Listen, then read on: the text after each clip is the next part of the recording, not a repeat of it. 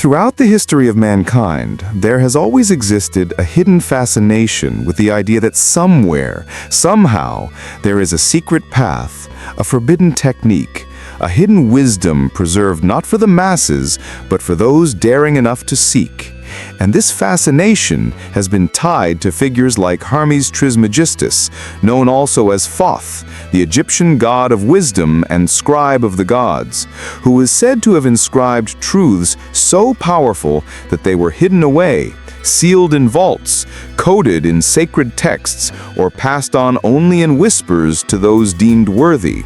For these truths were never meant for ordinary eyes, because they granted the power to transcend the ordinary, to shape destiny not through sweat and suffering, but through the mind, the spirit, the unseen forces that govern reality itself. When you hear the phrase, "achieve everything without doing anything," your rational mind instantly protests. It says, that cannot be possible. Nothing comes without effort. Nothing is achieved without work. And indeed, in the ordinary framework of life, that is true. Yet, hidden traditions, especially those connected to the Hermetic and Thothian teachings, tell us that action in the physical realm is only the echo of a greater action already completed in the invisible world. Meaning that the true work, the true effort, the true struggle is not with the hands or the body, but with the consciousness. For once the consciousness is aligned, once it is attuned, once it vibrates in perfect resonance with the outcome desired, the material reality has no choice but to bend, to yield, to conform. This is where the forbidden technique of Thoth reveals its terrifying beauty, because it tells us that the world is not a solid, rigid machine, but a fluid construct of thought, energy, and vibration. And those who know how to command thought, those who know how to stabilize their inner vision until it becomes more real than what the eyes see, those are the ones who hold the hidden keys, the keys to wealth, power, love, success, health, and transcendence. And they achieve these things not through the grinding struggle of ordinary men, but through the mastery of an inner formula that appears to outsiders as doing nothing, when in truth, it is doing everything at the deepest possible level. Imagine, if you will, that life is a stage play, the actors rushing about, sweating, crying, laughing, fighting, building, tearing down, and rebuilding. Yet above the stage, in the control room, there is a script, a director, a set designer, and a light technician. And it is they who decide when the lights dim, when the music swells, when the curtain falls. And Thoth's forbidden teaching insists that the true initiate does not toil as an actor, but learns how to ascend into the control room, to sit beside the director, to edit the script before the play unfolds. And so while everyone else exhausts themselves in action, the initiate achieves through alignment, through intention, through a silent yet irresistible command of the unseen. But why is this called forbidden? Why is this called dangerous? It is because when you bypass the struggle, when you bypass the effort, when you bypass the labor of the physical world and enter directly into the domain of pure cause, the temptation arises to misuse it, to bend reality for selfish gain, to dominate others, to manipulate outcomes without compassion. And history shows that those who stumbled upon fragments of this technique without discipline often destroyed themselves. For what is easy to summon is also easy to corrupt. And Thoth's scrolls, the so-called Emerald Tablets, warned that those unprepared in heart but powerful in mind would face a collapse more devastating than any poverty or suffering they might have endured otherwise. Consider the man who struggles for years to earn money, working endless hours, sacrificing his health, while another man who understands this hidden law creates an inner certainty, a visualization so strong it becomes his second reality. And without effort, opportunities fall into his lap. People appear to help him. Doors open without knocking, because his vibration has declared to the universe that he already possesses abundance, and reality, unable to contradict the command of consciousness, bends to supply it. And here lies the secret reason kings, priests, and secret societies kept such knowledge hidden. For if all men knew it, society as it exists would collapse, control would vanish, power would be equalized. Now ask yourself, why are you hearing this message at this moment? Why does it feel urgent? Why is it being called your last chance? It is because we live in an age of distraction, where people pour their life energy into noise, into endless scrolling, into meaningless consumption. And in this state, their minds are fractured, weakened, diluted. And so they cannot command reality. They cannot sustain a vision. They cannot focus long enough to even glimpse the power Thoth described. And so this teaching is presented not as a casual curiosity, but as a final call, a last opportunity to reclaim the throne of your consciousness before you are drowned permanently in the chaos of the world. The technique requires no tools, no rituals, no complicated systems, only this. Withdraw your attention from the endless noise, silence yourself, envision what you seek as though it is already accomplished. Feel it, embody it, let it flood your emotions until the difference between desire and reality collapses. And then hold it without doubt, without deviation, without distraction, and reality, obedient to the command of consciousness, must comply.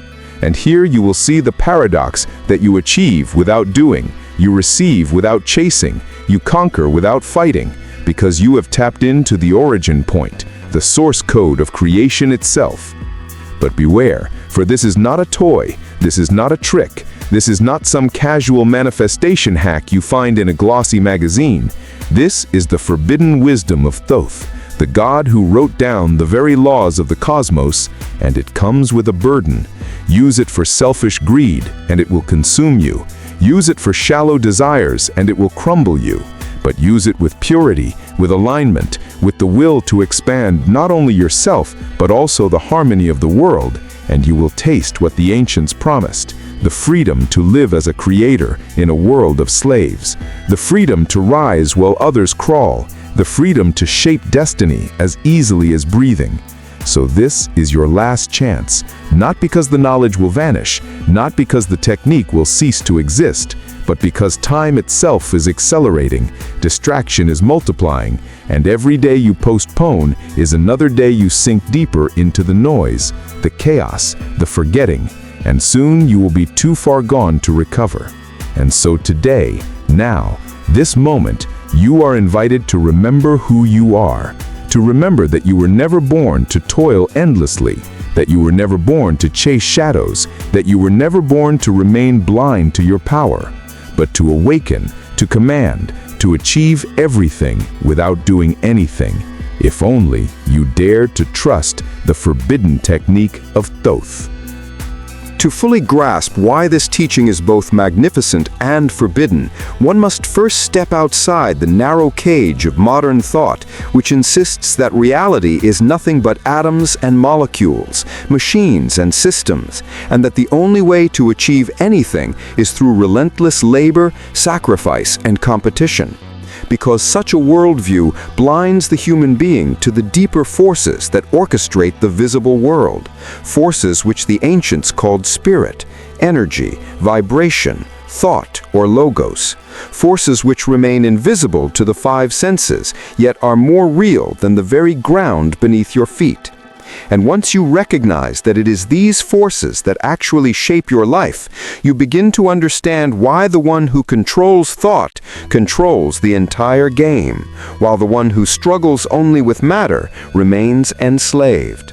Thoth's forbidden technique rests on the premise that you, the ordinary individual, are in fact not ordinary at all, but a fragment of the divine mind, a spark of the universal intelligence, a miniature creator embedded in the flesh, and that your true power is not in the muscles of your body, but in the persistence of your vision, not in the sweat of your brow, but in the clarity of your consciousness, not in the hours you trade for wages, but in the unseen command you send forth when your mind vibrates in alignment with the outcome you choose. For when this alignment is perfected, the universe has no alternative but to deliver it, because reality is nothing more than frozen thought, a mirror reflecting the images projected by consciousness. Yet here lies the danger, for most people cannot hold a single thought for more than a few seconds without distraction. Most people cannot resist the temptation to waver, to doubt, to fear, to allow their minds to scatter like dust in the wind. And this is precisely why the technique has been called forbidden, because to attempt it without discipline is to invite collapse. For when the mind is fragmented, when the heart is impure, when the intention is poisoned by ego or greed, the results will manifest, but they will corrode, they will destroy, they will twist into forms that bring suffering. And history is littered with the stories of those who sought shortcuts to power without mastering themselves first. Men and women who summoned kingdoms and wealth only to drown in paranoia, isolation, and ruin. The paradox of Thoth's teaching is that to achieve everything without doing anything does not mean laziness, does not mean idleness, does not mean refusing to move, but rather means that the true labor is performed in the temple of the mind, the cathedral of the imagination, the sacred chamber of the soul. And once this inner labor is complete, the outer world requires little to no effort to comply, like a shadow obedient to its form, like water conforming to the vessel that holds it. And so what appears as nothing is in fact everything. What appears as stillness is in fact the most profound action, and those who cannot understand this remain forever chained to the illusion of struggle. If you doubt this, reflect on how many of the great innovations, the turning points in history, the discoveries that shifted civilizations did not come from endless toil, but from a single flash of insight, a vision that crystallized in the mind of one person who seemed to do nothing, yet changed everything. And in truth, this is how reality always unfolds, not from chaos, but from intention. Not from brute force, but from directed thought. And the forbidden technique of Thoth is nothing more than the conscious, deliberate harnessing of this eternal law. But why now? Why here? Why is this being spoken of as your last chance? Because humanity stands on the edge of an abyss, flooded with distractions, numbed by endless entertainment, intoxicated by artificial desires, and the human mind is more fractured today than at any other time in history, meaning that fewer and fewer people are capable of sustained attention. Fewer and fewer can silence themselves long enough to hear the inner voice. Fewer and fewer have the strength to resist the gravitational pull of chaos. And if you do not act now, if you do not reclaim your consciousness now, you will soon be swept away into a collective amnesia from which very few escape. And the opportunity to awaken will vanish, not because the truth disappears, but because you will no longer be able to perceive it. The path forward is at once simple and demanding. Turn away from the noise, enter the stillness, close your eyes, and hold the vision of what you choose with such intensity, such faith, such unwavering conviction that it becomes more real to you than the so-called facts of the present moment. And then allow yourself to feel it, breathe it, embody it, until every cell in your body resonates with its reality. And at this point, though you appear to be doing nothing, you have already done everything. For the seed has been planted in the soil of the universe, and the harvest is inevitable, the unfolding unstoppable, the fulfillment certain. This is the forbidden technique. This is the truth that kings and priests concealed. This is the wisdom carved in stone and hidden in temples. This is the secret that explains why some rise effortlessly, while others grind endlessly. And you must now decide whether to dismiss it as fantasy and remain enslaved, or to embrace it as reality and awaken to your own forgotten power. Because time is running out, and soon the window will close, and when it does, you will look back and realize that you were given one last chance to seize everything without doing anything. One last chance to remember who you truly are. One last chance to reclaim the throne of your consciousness, and whether you acted or ignored it will define the rest of your existence.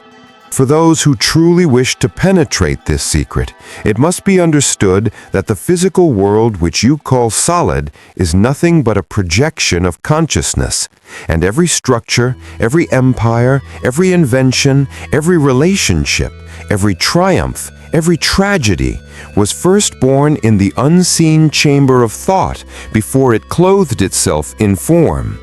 Which means that those who understand the laws of thought, those who master the currents of the inner world, hold in their hands the blueprint of reality itself. And this is why the ancients revered Thoth as the god of wisdom, because he was not merely a recorder of events, but the architect of patterns, the one who revealed that the hidden always precedes the visible, that the cause always lies behind the effect, that the invisible always commands the tangible.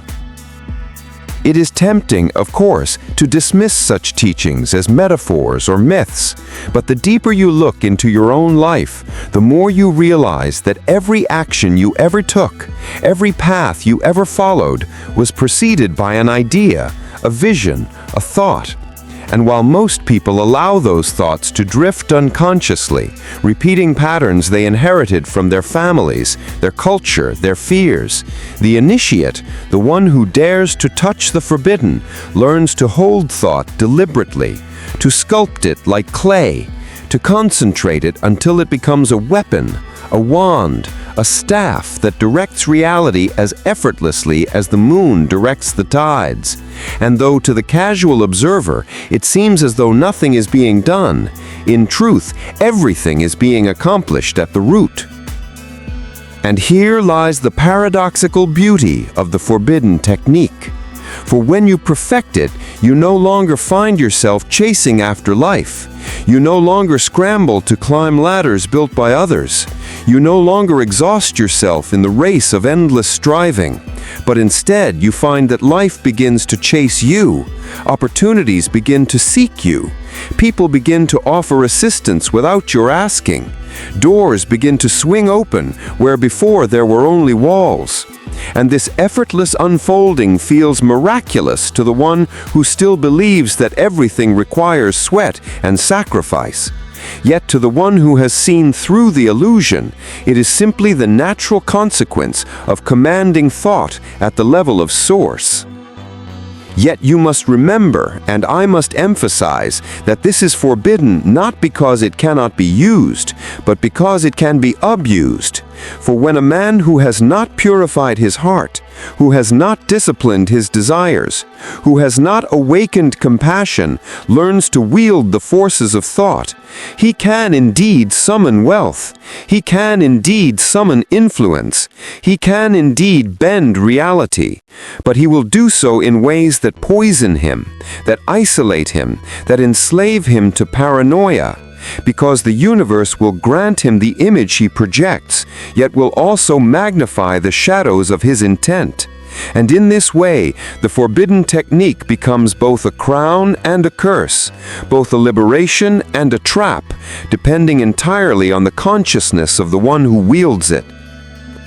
Therefore, the last chance being spoken of is not a threat from outside, but a warning from within. Because the age we live in is one of collapsing attention, one of fragmented minds, one of endless distraction. And if you do not reclaim your focus now, if you do not learn to command your thoughts now, if you do not train yourself to hold vision now, then soon you will no longer be capable of it at all. For the collective field will drag you into its chaos, and the window of opportunity to awaken to your true power will close, not forever, but for this lifetime. And you will find yourself reincarnating into the same cycle of struggle again and again, until at last you remember what you are reading here in this moment. So listen carefully. The path is both simple and eternal, requiring nothing but your willingness to believe, your courage to imagine, your persistence to hold the image unwaveringly until it dissolves into reality. And while it may appear that you are doing nothing, in truth you are doing the only thing that matters. Because to hold a thought with unbreakable conviction is to command the entire machinery of creation, to send instructions into the hidden architecture of the universe, and to stand back as the forms you once called miracles arrange themselves around you as naturally as sunrise follows night.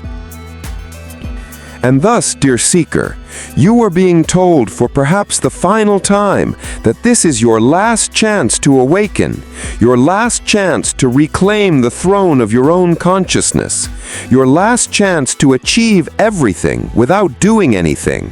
Not because the truth will vanish, but because your ability to perceive it will fade, drowned in the noise of a world designed to scatter your focus, enslave your mind, and keep you blind to the fact that you were always the architect, always the creator, always the master of the forbidden technique that Thoth himself inscribed for those rare few who dared to believe.